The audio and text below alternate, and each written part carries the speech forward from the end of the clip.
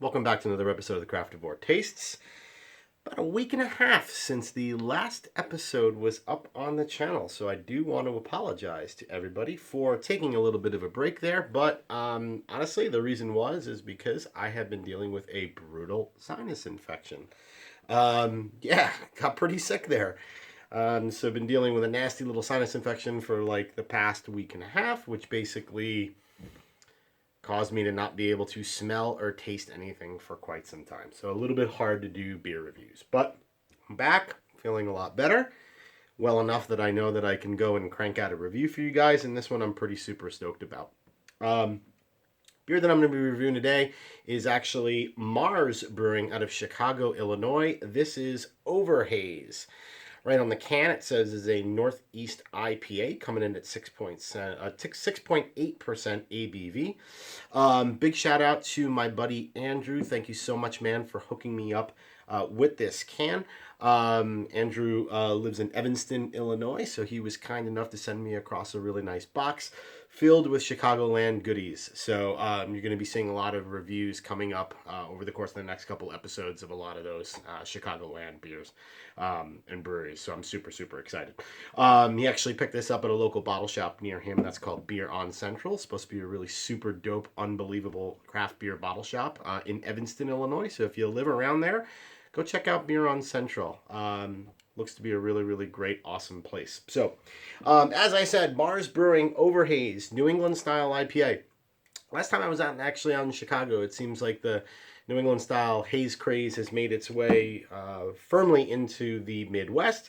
So what I'm going to do, obviously, is just go through the drill, man. Let's go ahead and pop a top on this one. We'll obviously go through the appearance, then the aroma, we'll taste it, and then we'll rate it. All right? So let's go ahead and get her open, get this poured into a glass. All right. Run it up right there on camera. All right, so let's go ahead and take a look. Beer pours a really kind of beautiful medium to medium kind of light yellow color.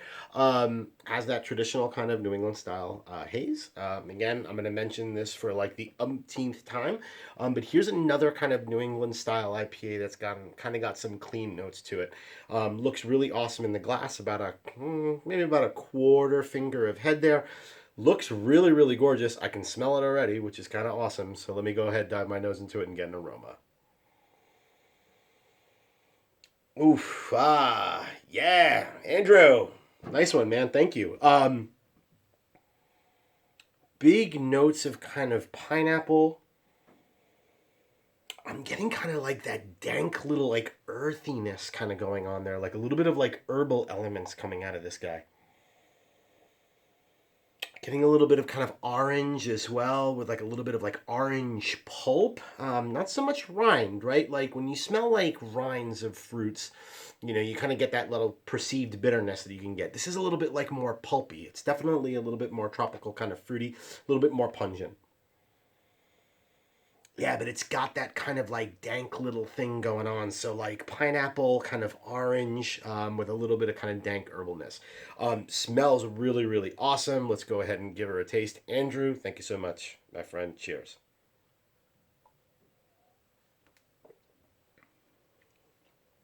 Oof.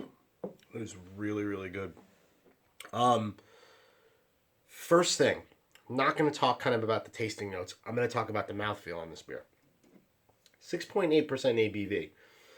It has got a body to it that would lend itself, if you told me that beer was mid 7% ABV, maybe even approaching kind of high 7s, I would believe you.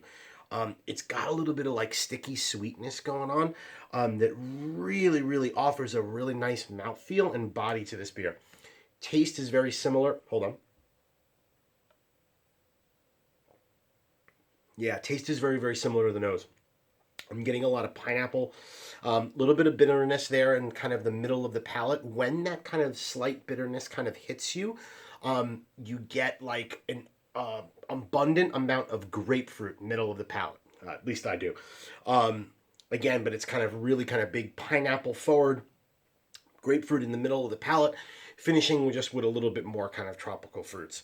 I don't get a lot of that dankness that I got out of the nose. That kind of herbal element kind of sips off to the backside in the taste for me. But really, really awesome beer. Going to dive one more taste.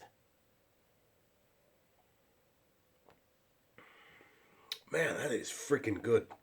I really, really dig that.